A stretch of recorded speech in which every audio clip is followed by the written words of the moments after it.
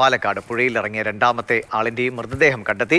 കൊഴിഞ്ഞാമ്പാറ സ്വദേശി ഹസൻ മുഹമ്മദും തമിഴ്നാട് കോയമ്പത്തൂർ സ്വദേശി യുവരാജുമാണ് മരിച്ചത്. പരിഹാരക്രിയയ്ക്കായി യുവരാജ് കൊഴിഞ്ഞാമ്പാറ സ്വദേശി ഹസൻ മുഹമ്മദിന്റെ വീട്ടിലെത്തി എന്നാണ് സൂചന. ഗൂഗിൾ എന്താണ് വിവരം? പാലക്കാട് കുലുക്കപ്പാറയുള്ള കോരയാർ പുഴയിലാണ് 2 പേർ മുങ്ങി മരിച്ചത്.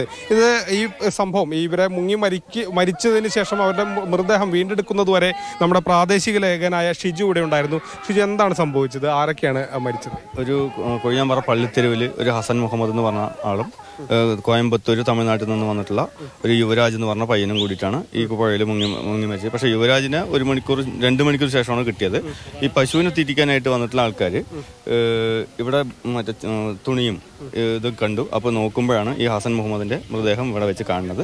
അതിനെ തുടർന്ന് നടത്തിയ അവർ പോലീസിനെ വിവരം അറിയിക്കായിരുന്നു. തുടർന്ന് നടത്തിയ പരിശോധനയിലാണ് 1.5 മണിക്കൂറോളം സ്കൂബ ടീം വന്ന് ചെക്ക് ചെയ്തതിലാണ് യുവരാജിനെ കിട്ടിയത്. 1.5 മണിക്കൂറോളം സ്കൂബ ടീം പരിശോധന നടത്തി. അതിലൂടെയാണ് യുവരാജിനെ കണ്ടെത്താൻ കഴിഞ്ഞത്. യുവരാജും കുടുംബവും ഈ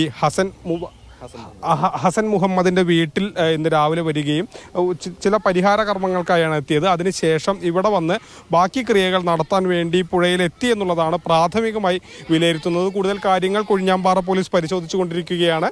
അതിനുശേഷം മറ്റ് നടപടികൾ, ഇൻക്വസ്റ്റ് നടപടികളുണ്ടാകും, പോസ്റ്റ്മോർട്ടം നടപടികളുണ്ടാകും. അതിനുശേഷമായിരിക്കും കൂടുതൽ കാര്യങ്ങളിൽ വ്യക്തത വരിക. Google VS, Mathrubhumi news, Palakkad.